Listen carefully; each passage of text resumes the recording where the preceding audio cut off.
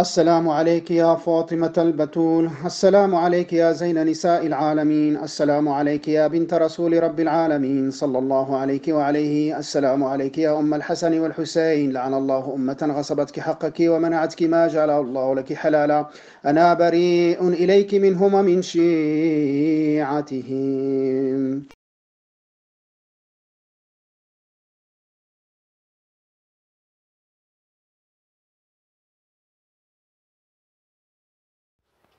أعوذ بالله السميع العليم من الشيطان اللعين الرجيم بسم الله الرحمن الرحيم الحمد لله رب العالمين والصلاة والسلام على سيدنا ونبينا أبو القاسم محمد اللهم صل على محمد وآل محمد وآل البيت الطاهرين والمعصومين وعجل فرجهم ولعن عداهم.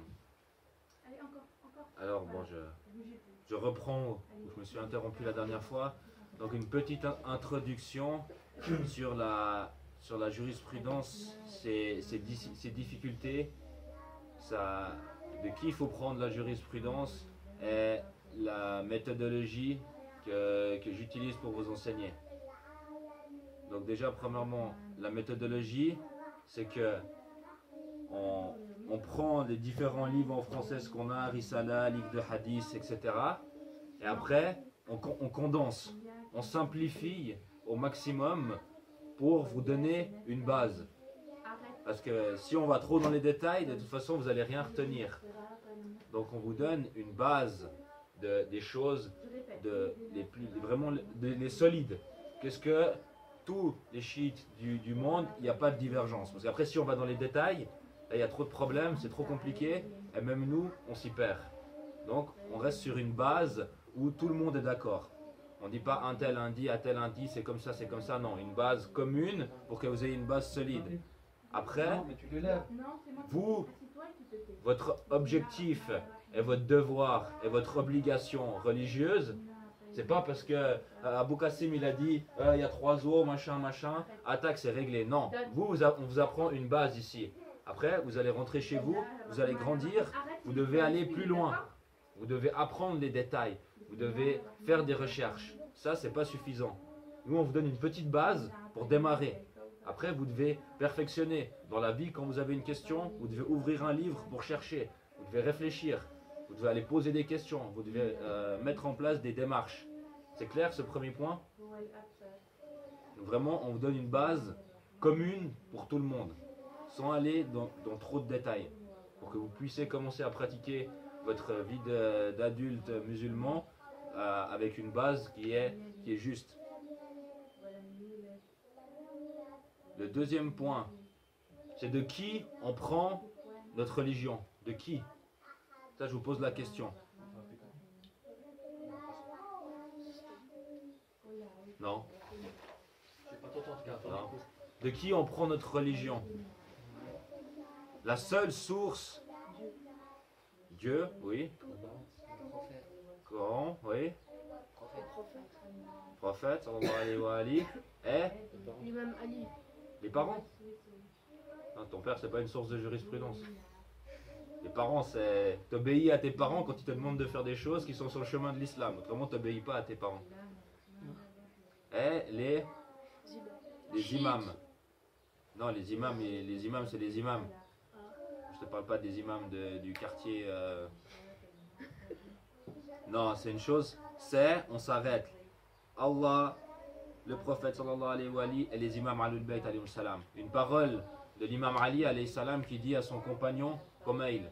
Kumail, c'est un des, grosso modo, dans les meilleurs compagnons de l'imam Ali. C'est celui que l'imam Ali, il lui a offert le doua Kumail qu'on récite tous les jours du jeudi soir.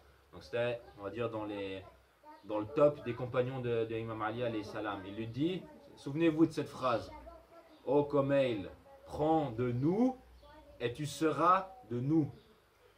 Kumail, prends de nous et tu seras de nous. Je répète 3 fois comme le prophète quand c'est très important. Ô Kumail, prends de nous et tu seras de nous.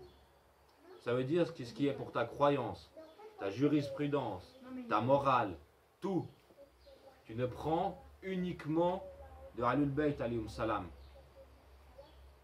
C'est le seul coffre de trésors de savoir. Tu ne vas pas regarder ce que dit Abu Foulen des opposants, des sunnites, les autres, les jurisprudences. Parce que si vous faites de la jurisprudence mélangée avec du sunnisme et du chiisme, c'est la catastrophe. Il n'y a plus rien. Donc c'est vraiment capital de se référer à Ahlul Bayt alayhim salam. Autrement, vous allez finir par vous laver un pied et puis essuyer l'autre. Il y a tellement de différences dans la jurisprudence entre le sunnisme et puis le chiisme qu'on ne peut pas prendre le savoir de chez eux. Impossible. C'est un égarement et c'est interdit. Il faut que ce soit ça, c'est une base qui doit être claire.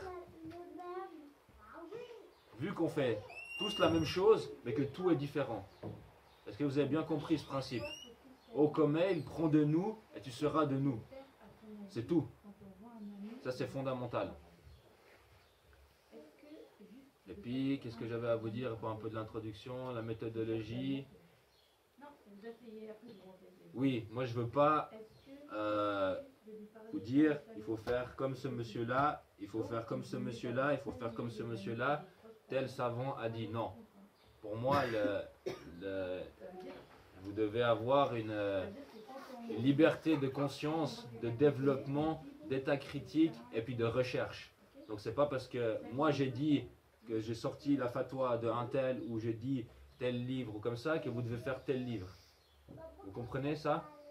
Le chiisme, il y a 1200 ans d'occultation. L'imam Mehdi, il s'est occulté il y a très très longtemps.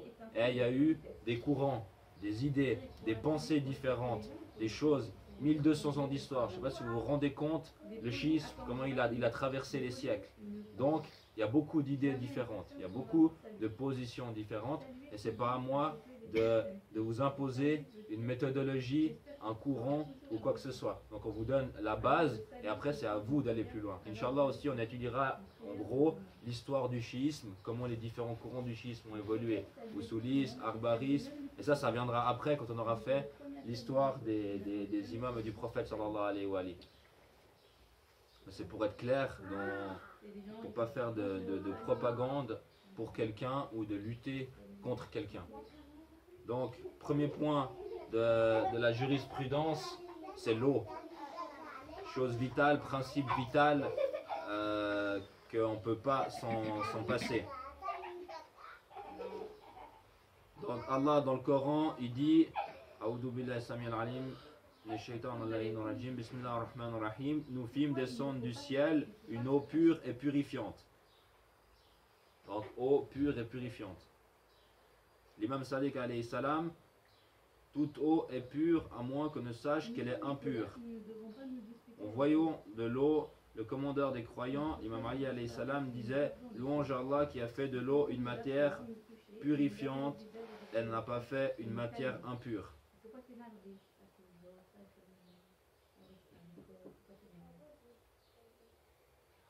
Donc, l'eau est pure et purifiante. Première règle, toute eau est pure à moins qu'on ait la preuve qu'elle soit impure. C'est une règle de jurisprudence. Tout est pur à moins qu'on ait la preuve que ça soit impur. C'est pour tout. Tout ce que vous touchez, ça c'est pur, ça c'est pur, ça c'est pur. Tout, ici tout est pur. À moins que tu aies la preuve qu'il y a un bébé qui a fait pipi ici ou qu'il y a du sang qui est tombé ici. Tant qu'on n'a pas la preuve d'une chose, tout est pur. Ça c'est un des principaux pires que Shaitan, il peut faire tomber les gens dans la folie des impuretés. De croire ça c'est impur, de douter et de toutes ces choses. Donc tout est pur tant qu'on n'a pas la preuve. L'eau est pure et purifiante. Il y a deux types de purification. Est-ce que vous avez une idée? C'est facile. Le wudu, c'est un des types de purification, mais ça ne s'appelle pas le wudu. Et il y a un autre type de purification.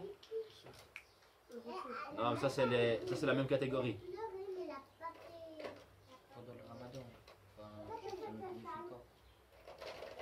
Ça c'est, on va dire, c'est la même catégorie. Enfin, La douche. Non. Ça c'est tout la même catégorie. Non, il y a la catégorie des impuretés originelles, comme ils appellent ça les juristes, tout ce qui est urine, chien, cochon, matière fécale, etc. La... Quoi? Dromadaire. Non, le dromadaire, il est plus un dromadaire.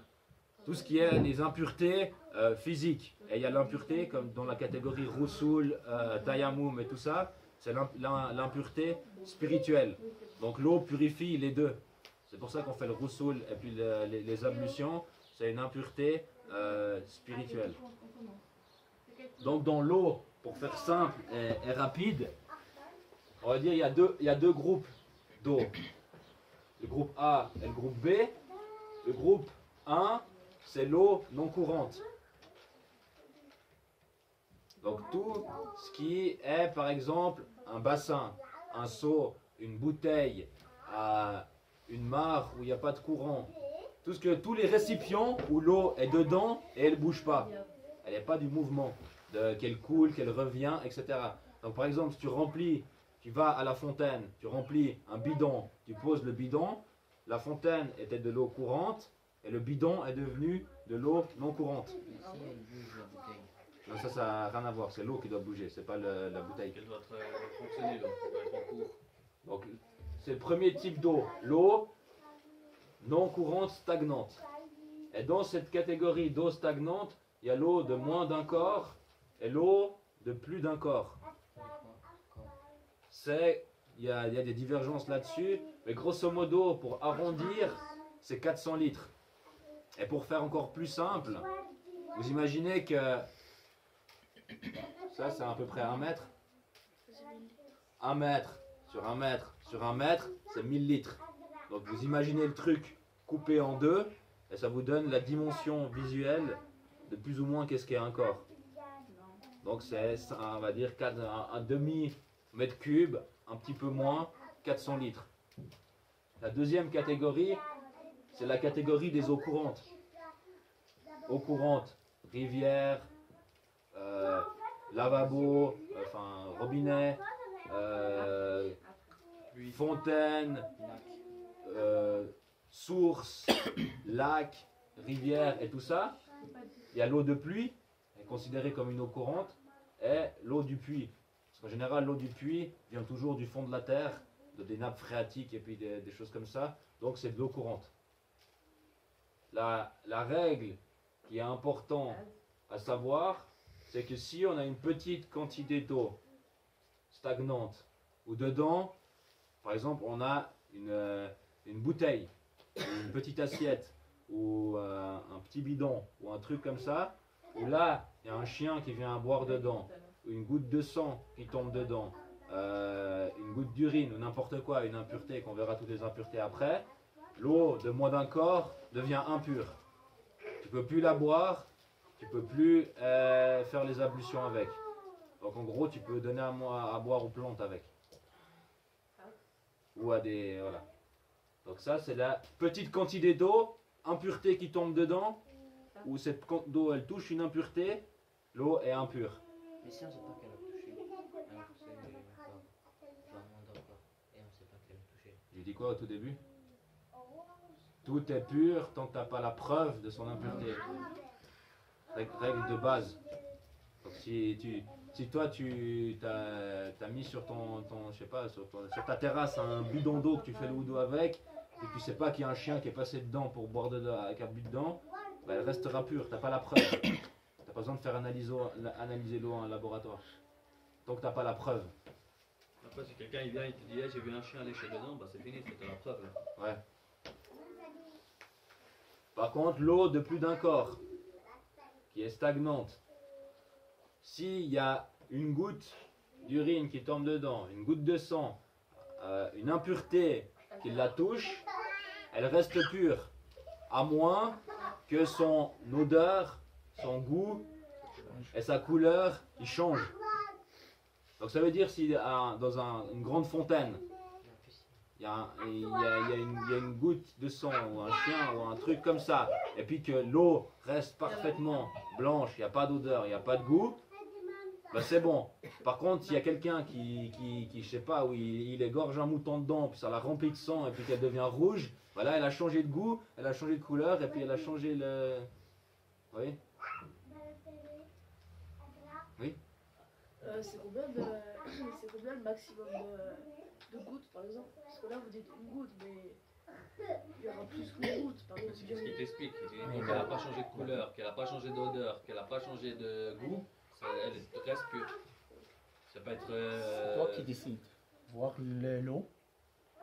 S'il a changé le couleur, changé l'odeur, le goût. À ce moment-là, tu dis c'est impur. Je vais donner un exemple réel. Après, tu poses ta question. L'eau du lac, des fois elle est un peu verte et tout. Non, mais ça, c'est des algues, c'est des trucs. C'est naturel, ça. C'est de l'eau courante. Hein. C'est-à-dire qu'il faudrait égorger 5 millions de vaches, puis tout renverser en même temps dans le lac pour qu'elles changent de couleur. C'est irréalisable. Ouais, un exemple tout bête. Vous avez un bébé, vous remplissez la baignoire, c'est de l'eau de plus d'un corps. Il y a 400 litres, une grande baignoire, ou une piscine qui est sur le balcon. Vous enlevez le pampers du bébé, il a fait pipi sur lui, et il a un petit peu d'urine ici, dans sa zone. Vous le posez dans la piscine qui fait plus d'un corps, avec ses manchons, et il est en train de jouer.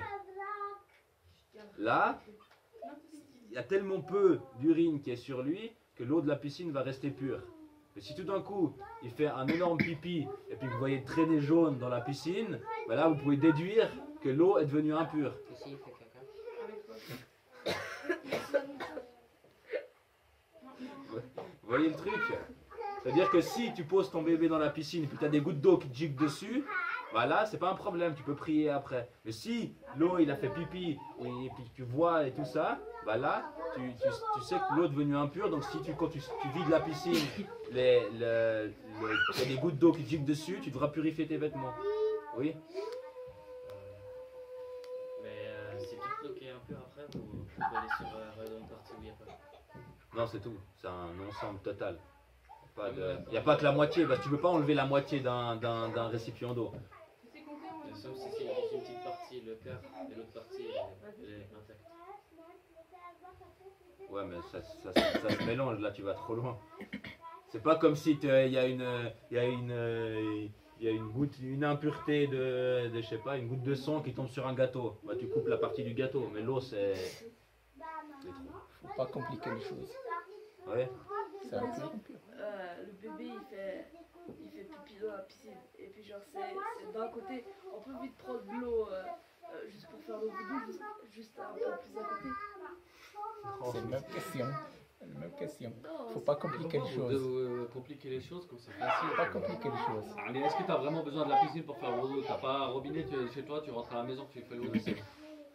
C'est des conditions. Il y a cette condition, alors c'est fini. Alors écoute, ça c'est juste qu'est-ce que tu dis, c'est que dans un endroit il n'y a pas d'eau. Il n'y a que cette eau-là.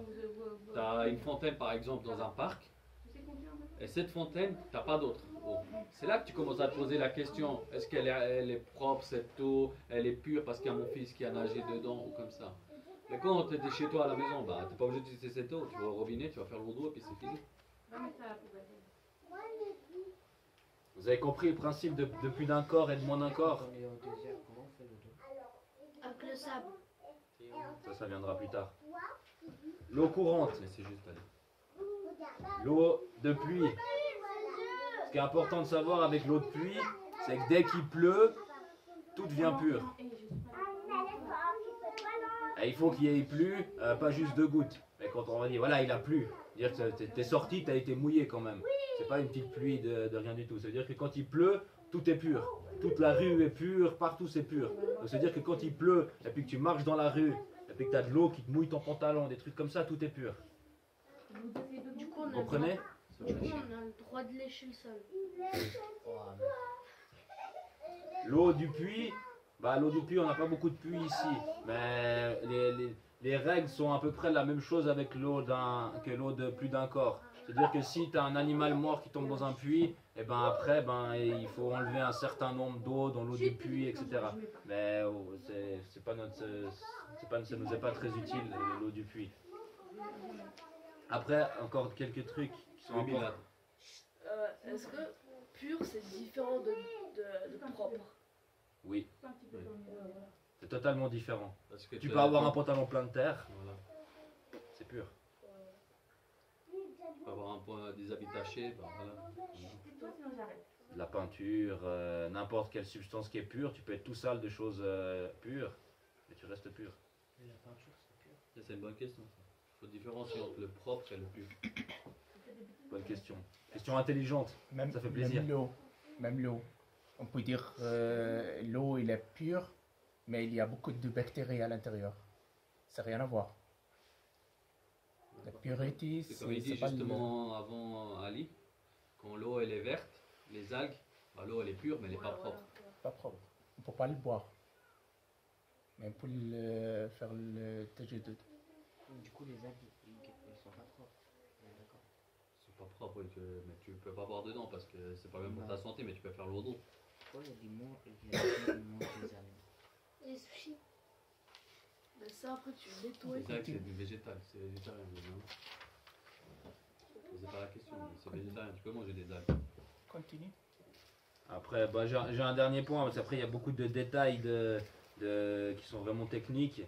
Il y a l'eau mélangée. Est-ce que je peux faire le houdou avec de l'eau où il y a eu une autre substance avec de l'eau de rose ou de l'eau du sirop ou de l'eau mélangée? Non. Non, faut qu'elle soit intacte. Ouais, il faut que ce soit de l'eau 100% eau. Tu ne peux pas faire ton houdou avec une eau mélangée. Mais donc c'est dire l'eau avec de la terre non plus.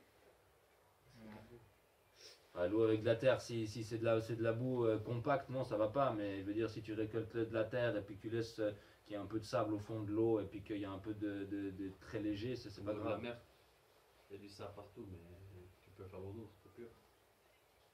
Elle est salée.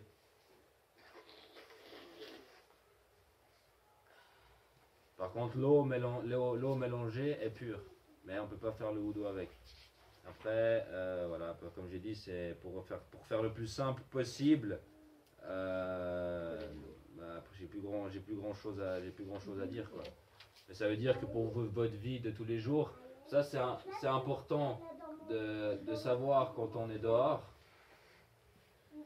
Et puis c'est important de connaître ça pour après la purification. Parce qu'avec de l'eau de moins d'un corps ou avec de l'eau courante, tu vas pas purifier un slip ou un pantalon la même chose. Ça différencie après dans la purification. Donc voilà pour l'eau. Allahumma salli ala Muhammad wa ali Muhammad.